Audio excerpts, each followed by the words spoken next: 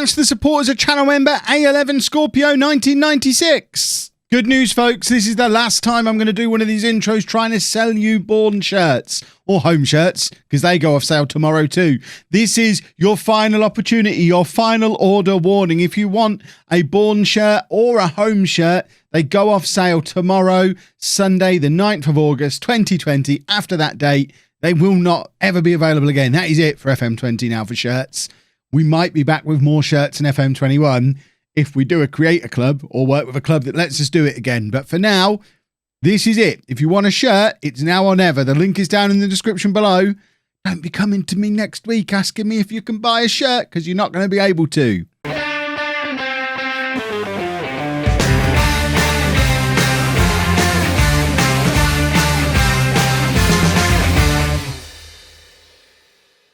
Hello and welcome to part 163 of Bourne Again. I'm Kevin. Coming up on today's episode, we have a Premier League game against Manchester United and then a Champions League first knockout round game at home against Bayern Munich. That draw wasn't very kind to us, was it? Since you were last with me, many things have happened. We have played a lot of football. As you can see from the top corner there, I've actually accidentally pressed continue one too many times. So the Manchester United match is ready to start. They can wait. Delay kickoff while we just go through what's gone on since you were last with me, because it has been a little while. We're trying to get through some of the stuff that you didn't necessarily need to see. So I think we last left you at playing Manchester United in the league, away from home, a long time ago. Since then, form has been mixed. We were top of the table for a long time, but then we lost to Liverpool, and now they're top of the table. And then we drew against Southampton, and now we're third in the table. We are, though, through to the League Cup final, which I don't think we've ever won the League Cup. We're also... Are we still in the FA Cup, or did we get knocked out of the FA Cup? We're still in the FA Cup too. We play Manchester United in that as well. And of course, still have the Champions League going on as well, which we'll see in the second half of the episode. And the World Club Cup coming up at the end of the season. There's still lots of silverware to play for this year. As you'll see from some of the names that you see around here, though, we're starting to really focus on the youth now. I'm more concerned about leaving the club in a good spot and with some good youngsters and a solid squad than I am about winning the league this year. I'd like to win the Champions League again. I'd like to win the World Club Cup. Everything else, I'm not that bothered. As long as we get back into the Champions League, that'll be fine. I'd rather give some of these younger fringe players some opportunity. So you can see Agostino playing there. Brizeno is now up front because Soma has left. He completed his £70 million offer to go and play in China. He started scoring goals as soon as that deal was agreed. 5 goals from 5 starts in the end this season. And the fans were very disappointed when he left. He was obviously different fans to the ones who hang out in the comments section. We got a D. I think it's the worst transfer score I've had in a long time. If we have a look, where do you find that? I think it's in Club Vision. Transfer activity performance. So, yeah, Soma. The board are content and are happy we've made a profit. We got a C from the board, but a D from the fans who considered him a regular starter. In fact, we got an E from the fans for Gomez. So, in the end, neither of them... I mean, the Gomez one I can get. We didn't get enough money for Gomez, but then nobody wanted him. What were we supposed to do? He is starting to score a few more goals now as well, which, combined with Domenico having spent most of the last 6 weeks injured, means he's probably catching him up. Although, to be fair, Domenico's still second in the hunt for the Golden Boot at the moment. So, there was no other transfers. We didn't bring anybody in. We just let Soma go. We have arranged for another youngster to come and join us in the summer. Oh, we did get Sammy Benali turn up, who we had arranged from the summer. He's a 5-star potential left back, so he's going to be very good. But he's come in and immediately gone out on loan in Ligue 1 because he's not going to be playing for us this year. And we've got another youngster. The game really doesn't like the fact that the match is there ready to go. Come on, Kev, stop looking at transfers. Diego Bertovoy, an Argentinian right winger, joins in the summer as well. He's another one with plenty of potential. Looks like he's going to be lovely. So he'll be joining us in the summer once he's 18. Obviously, I'll have moved on then, though. So I don't need to worry about him. Let's get into this match, though.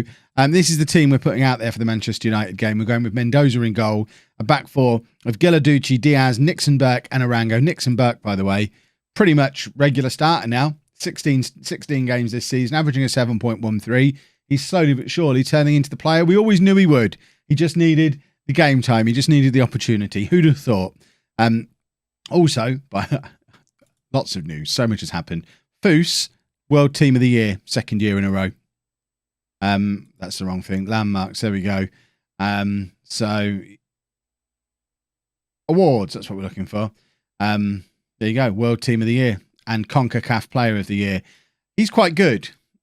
We also had Domenico, runner-up for the Ballon d'Or, which if we have a look at Domenico, there we go, Ballon d'Or runner-up, Best Men's Player runner-up, World Player of the Year runner-up. Didn't get in World Team of the Year, though, which was weird. But no sign of Sernajaki in either of those teams. Lee Cook did get in the World Team of the Year, though, as well. I think he was the other one.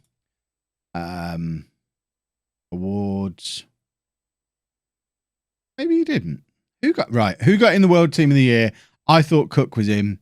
We definitely had two players in it. I need to go via Foos to find who the other one was. I could have sworn it was Cook.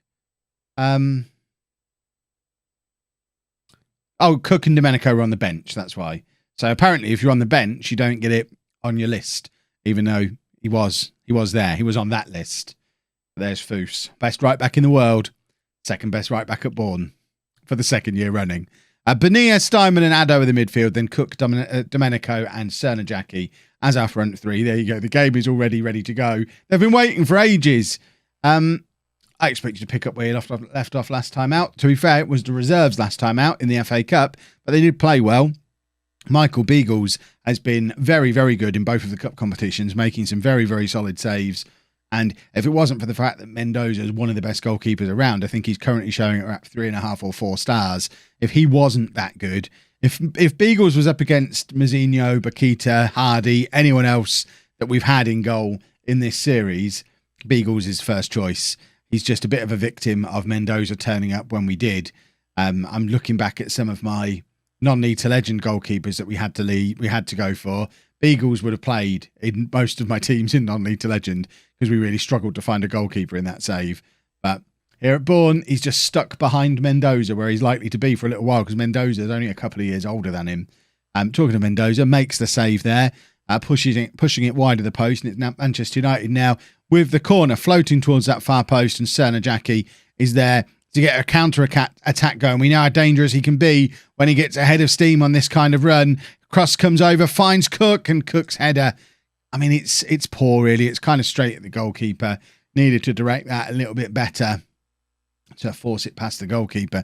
Manchester United, by the way, currently not even on course for a Europa Conference League qualification. So this is a match we should win, even though it's Manchester United. But we are having our stickiest run of form of the season.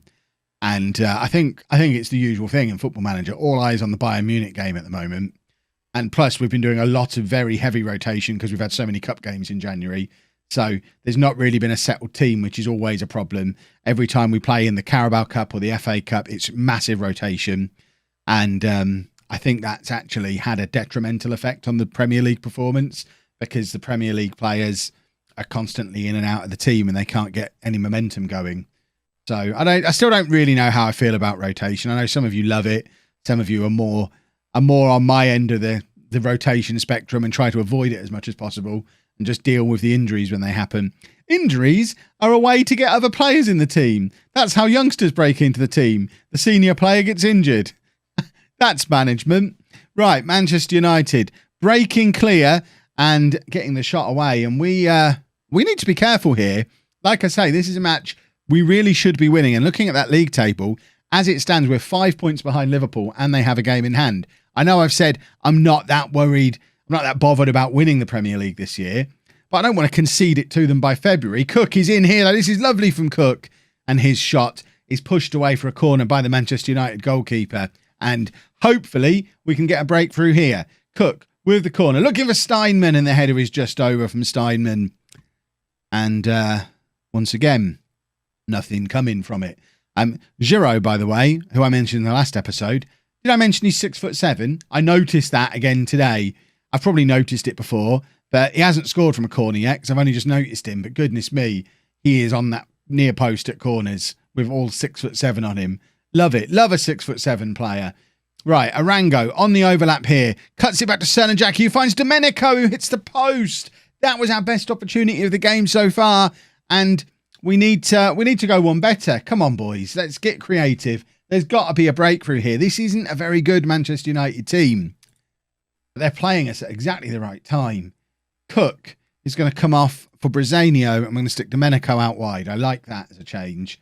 We're going to take off Addo, and we are going to bring on Giroud, and we are going to stick him on that near post for those corners. I think, is that where we've got him? Yeah, so let's just swap those two over, stick him in there, and just play every edge we've got. And we've got a giant, so let's use our giant. And do I need to make a third change? Probably not. We've got Agostino, who's in decent form, Lubinkovic. We've got the best right back in the world in Foose. But we'll go with 2 subs for now. And it is going to be Diaz looking to hurl a long throw into the area from very deep. This makes it into the area. That's very impressive. Cernajacki was nowhere near it, but it has led to a potential attacking position for Cernajacki. Cross comes in. Giroud is there with the header, but heads just over. He's a nice target to have. Being able to, it's weird that he's somehow at some point in his life decided he's a central midfielder. When you think at 6'7", you stick him at centre back or centre forward. That's certainly how it was done at my school. I don't know how he ever got the opportunity to play in midfield. He must be that much better than his mates that they let him play there regardless. Right, we're going to bring Lubinkovic on, drop Steinman back there, swap those. We won't swap those two over, mainly because I can't be bothered to fiddle with the corners. Otherwise, I probably would. We're going to demand more and hope that we've got a goal in us. Come on, boys. A late goal. This is twice this season we've not been able to beat a Manchester United team that can't even get into Europe. Mendoza does very well to pull the free kick out of the sky. And now we've got 2 minutes left. Have we got a late goal in us, or is this yet another stumble as we continue to limp pathetically towards the title? Brazanio was in there, and you gotta say he's got to do better. That was the biggest chance of the game, and you can't miss him. I'm not happy with what I've just seen. If we play like that against Bayern Munich, we are going to get torn to shreds. Well, we had 10 days off, so we did the usual, let's have a little friendly, this time Deeping Rangers, who people who've been around on my Twitch for a few years might remember from the Twitch save a few years ago. By the way, don't know if I've ever mentioned it, still stream on Twitch 4 nights a week, Monday, Wednesday, Thursday, Sunday, 8 PM UK time. Link is down in the description below. Come and join me over there. It's lots of fun. We won 14-0. It was hopefully the confidence boost that we need going into this Bayern Munich game, as we really are throwing ourselves at this Champions League. We're down to 4th in the Premier League now, 11 points off the top, which just seems unreasonable. I know we've got a game in hand, but that's escalated very quickly. We need to sort our lives out there a little bit. So the team for the Bayern Munich game, we've got Mendoza in goal, Gilarducci, Da Silva, Diaz and Foose at the back, Bonilla, Steinman and Addo in midfield, Cook, Domenico and Cernajacki up front. Let's get into the game. Let's hopefully score some goals, because we're at home. I don't like being at home first in the Champions League. It's always a little bit rubbish. I'd always prefer to be the away team, but this is our own fault for not winning the group. If we'd have won the group, not only do we avoid Bayern Munich and other similarly huge teams, but we get to be away first. So we brought this on ourselves. It all goes back to that game against Marseille, where we lost at home. Cernajacki was sent off after 7 minutes. We can trace everything back to there. So if we do get knocked out by Bayern Munich in the first round, because we're having to face them in the first round, it's his fault. We'll strip him of his knighthood. We won't strip him of his knighthood. We still remember what he did to win us the Champions League last season. And of course, this year's target is the World Club Cup, because I just want to win it. I feel like it'll be interesting. The New Star World Club Cup is fun. We flirted with it a little bit in Non-League to Legend this year, and it'll be very nice to take Bourne there and be able to leave knowing Bourne are the best team in the world, which, I mean, it's not even a foregone conclusion. Oh, that was risky. Who was that? Was that Steinman? What a lunatic. He's supposed to be our captain. But it's not a foregone conclusion that we go and win the World Club Cup as Champions League winners now.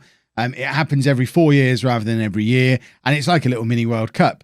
Every Champions League finalist from the previous 4 years is there, as well as the finalists from the other continental cups around the world. So it's not just going to be us. We're going to be there with the likes of Liverpool, Barcelona, Bayern Munich, the big clubs.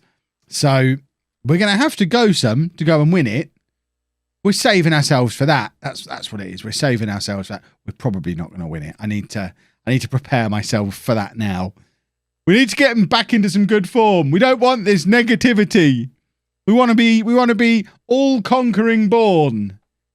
That's when you know the series is properly finished. I don't know if I can bring myself to end the series if we finish 4th in the Premier League, get knocked out in the first round of the Champions League, and then don't go and win the Club World Cup. I don't know if I can end it in these circumstances. Addo's given away a penalty as well. Ah! Oh, what is going on?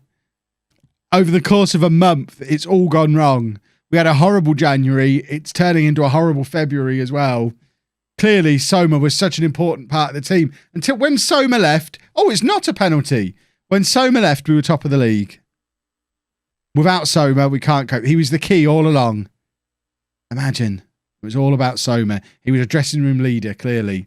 He might not have scored for fun, but he held everything together. Ridiculous. Cernajacki with the corner, looking for the silver, doesn't find him. It ends up with Cook on the edge of the area. Cernajacki with the chance to cross back in again. Cook now also trying the cross, comes to Steinman. Bonilla. Steinman, where's Arango? Oh, Arango's not playing. It's Foos. There's Foos. Arango would have been overlapping long before Foos turned up. But Foos is getting into an overlapping position here. So hopefully the ball is going to go out to him. In fact, it's gone to Giladucci on the other side, who finds Addo. Steinman shoots from range. That whole move, Foos is stood there going, I'm the best right back in the world and I'm in space. No one cared. Cernajacki now looking for the in-swinger, looking for De Silva and couldn't quite get his head on it. Steinman plays it back to Cernajacki, who's drilling the ball across the area again, looking for Cook, but can't find him. Domenico was in amazing form before his injury. He spent about 6 weeks out, which incidentally, I mean, that's really what coincides with us dropping down the league table and form falling off. Domenico's injury, and he's not quite recaptured his form since he's been back in the team. This is only his second game back. His first game back from injury was the game against Manchester United. So we do need Domenico to get back to where he was beforehand. Right, we've been the better team. Keep doing what you're doing. We'll be fine. I don't know that I believe that. Although, to be fair, looking at the stats, I guess it is true. We just haven't really looked like scoring. So it's difficult to say we've been the better team when we've not really looked like scoring. I'm asking us to get creative. A draw in this first leg is not enough. We've got to go back to Bayern Munich and get a result away from home if we don't win today. And that is easier said than done. A goal here makes all the difference for us because we can then go there and just avoid defeat. Domenico Brazeno on for Domenico. He's not had a good game. Labinkovic is going to come on in central midfield as well. And that will do. That will do for now. We're going to demand more. And hopefully Brazeno can show the kind of form he's shown little sparks of form in odd games here and there. I still think long term he's a midfield player. It needs must. He's a striker at the moment. Agostino's going to come on in midfield. Labinkovic can go across there. And we'll ask for 10 minutes of passion now. It's Foos with the long throw into the area. The goalkeeper was nowhere to be seen, but the throw didn't quite make it towards, I think it was Cernajacki who was lurking. Foos tries to get past his man, but can't.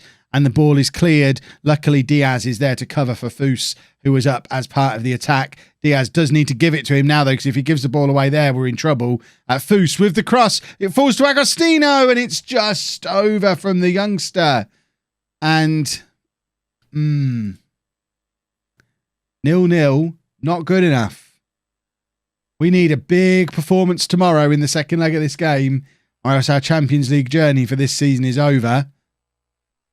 And that is not part of the script for this season. So sort your lives out, you monsters.